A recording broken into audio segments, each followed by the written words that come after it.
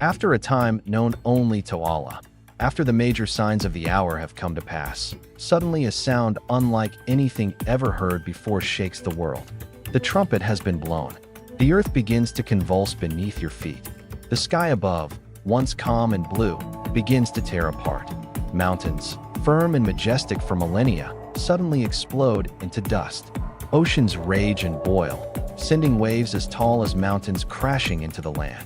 The stars mighty, glowing for billions of years, start falling from the sky one by one. This is the collapse of everything we ever knew. Panic grips the hearts of every soul. It is the day a man will flee from his brother and his mother and his father and his wife and his children. Every single person shouting, "Myself, myself." No one will care for anyone else. Why? Because every soul is concerned only for itself. This is not like any other day. There is no more injustice here. No false judgments, no bribery, no escape. Today, every soul will be paid back in full for what it has earned. This is the promised day, the day of truth, the day of judgment. But before we go deeper, if you love Prophet Muhammad, peace be upon him, hit like, subscribe, and write Alhamdulillah in the comments below so we can all stand together on that day. Then the command is given. Allah orders the angel of death to begin his final mission. Seize the souls of every living being. One by one, the souls are taken. The angel of death moves through creation, mankind, animals, jinn until the entire earth is silent. But it doesn't stop there. Now the angels themselves must return to their Lord. The angel of death starts with the lesser angels seizing their souls one after another. Then he turns to the greatest of them, Gabriel, the angel who brought revelation to the prophets. Michael, the angel who brings rain and sustenance.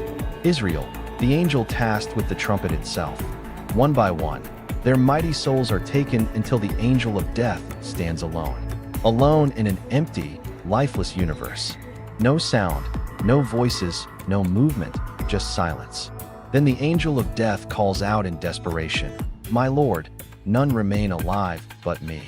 And Allah the Almighty replies with majesty, "Die, O angel of death."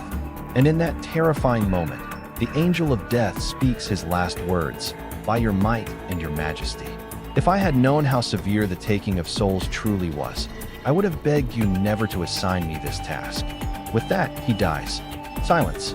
The heavens empty. The earth gone. The entire creation finished. Who remains? Allah alone remains. And he declares, "To whom belongs the dominion today?" No answer. No one left to speak. So Allah answers himself to Allah, the one, the subduer. But the story isn't over yet. Allah then commands Israel to be brought back to life. And says to him, "Blow the trumpet again." The second blowing. This time the sound doesn't cause destruction. It brings resurrection. Israfil raises the trumpet to his lips once more. And with a sound more powerful than lightning and thunder combined, he blows the second trumpet. Suddenly, graves burst open, dust-covered bodies rise, bones are reassembled, flesh returns, and souls are reunited with their forms. From Adam, al-Hisab, to the final soul ever born, every human being is brought back to life. They rise in shock, trembling, brushing dirt from their hair and faces. The Quran describes them on the day they will emerge from their graves swiftly, as if they were rushing toward a target. Surah Al-Mari 70:43. From every corner of the earth, people come forward barefoot, naked, uncircumcised, confused. You hear the voices of the sinful cry out, "Woe to us who has raised us from our resting place." And the believers will say, "This is what the most merciful had promised." And the messengers were truthful. Surah Yasin 36:52. But the terror is just beginning. Among the crowds, strange and terrifying scenes appear. Women wearing garments of fire burning as they run and scream in agony. Men with blood pouring from their mouths, their faces twisted in torment. Tiny figures the size of ants crawling under the feet of others, being stepped on and crushed. Who are these people? Why are they punished in such bizarre ways? Each of these scenes hides a secret, a reflection of who these people were in the world and what they did. Now the earth is no longer the same. Allah transforms it into a new land, pure, white, and smooth.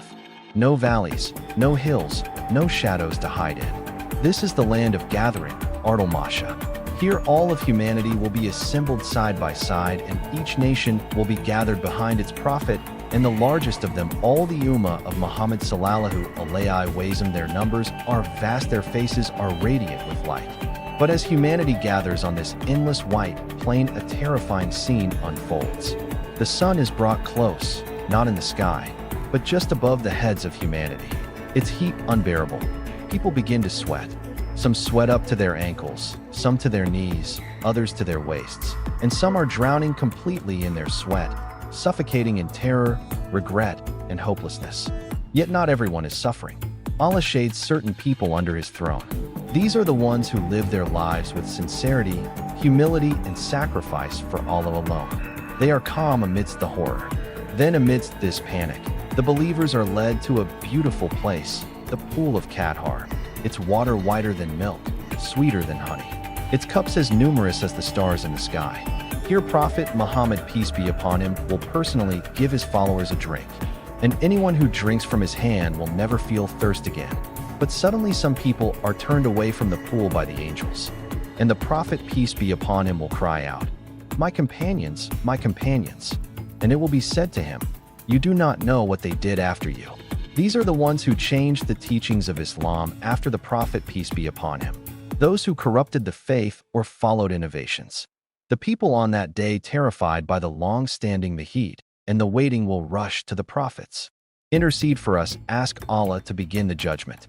They will go first to Adam al-Hisab, the father of mankind. But Adam, remembering his mistake in eating from the forbidden tree, will say myself. Then they will go to Noah, the first messenger. But he too will say myself, then to Ibrahim, Musa, and Isa, Jesus, peace be upon them all. Each of them terrified, apologizing, fearing Allah's anger on that day. Finally, they come to Muhammad, peace be upon him, and what does he say? He says, I am for it. I am for it. Then the Prophet, peace be upon him, falls in prostration before the throne of Allah. He begins praising Allah with praises never before spoken, words inspired to him in that moment. And Allah says to him, O Muhammad, raise your head, ask, and you will be granted. Intercede, and your intercession will be accepted. What does the Prophet, peace be upon him, ask for? My nation, my nation. And with that, the doors of mercy open. And now the reckoning begins. Suddenly, books of deeds begin to fly through the sky. Billions of them, one for every soul that ever lived. Each person stretches out their hand, and their book lands exactly where it belongs. No mistakes, no confusion. Some catch it in their right hand. Others find it landing in their left hand or even behind their backs. For those who receive their book in their right hand, joy fills their hearts. They raise it high and cry out, here, read my record. Indeed, I was certain I would meet my reckoning. But those who receive their book in their left hand are filled with dread and regret. They cry out, I wish I had never been given my book. I wish I didn't know what my record was. Different faces fill the plain. Different feelings are written across every face. But some terrifying secrets now start to become clear. Those women wearing clothes of fire, they were the ones who used to reveal their bodies, spreading immorality, causing corruption in society. Those men dripping blood from their mouths, they were the ones who consumed riba interest, who unjustly took the wealth of others through deception and greed. And those tiny people being trampled like ants, they were the arrogant ones in this life. Those who walked the earth proudly, belittling others, thinking themselves superior.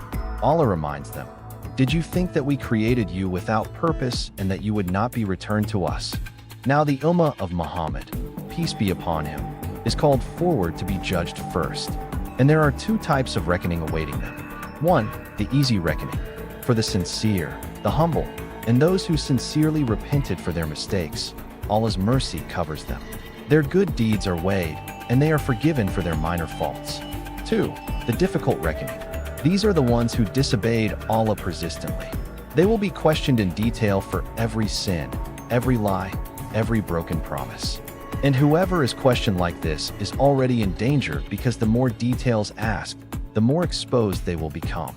But Allah's mercy is vast. For many, their good deeds will outweigh their sins. For some, Allah will cover their mistakes and not expose them to others.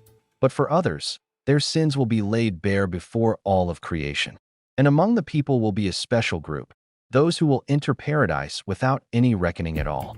They are the ones who trusted Allah completely, who avoided seeking cures through forbidden means, who lived with pureed and complete patience. Yet there will also be another group, people whom Allah will not even speak to nor purify nor even glance at. They are the deniers, the liars, the hypocrites, the atheists. They are lost forever. And then after the judgment has been completed for every single soul, comes the next terrifying stage, the Sirat. The Sirat, a bridge stretched across the depths of hell itself. It's not just any bridge. It's described as thinner than a strand of hair, sharper than a sword. Beneath it, the roaring flames of Jahannam. The screams of its inhabitants echo upwards. Now, every single person must cross it. The speed at which you cross depends on how you lived your life. Some people will cross as fast as lightning. Others will move like a gust of wind. Some will crawl slowly, struggling desperately to maintain their balance. And then there are those who will slip. Hooks and thorns will rise from hell, snatching people based on their deeds. Some will fall completely, swallowed by the abyss of Jahannam. On that bridge, your deeds will be your light. Some people will have bright shining light in front of them and on their right guiding their steps. Others will barely have a flicker, stumbling in darkness.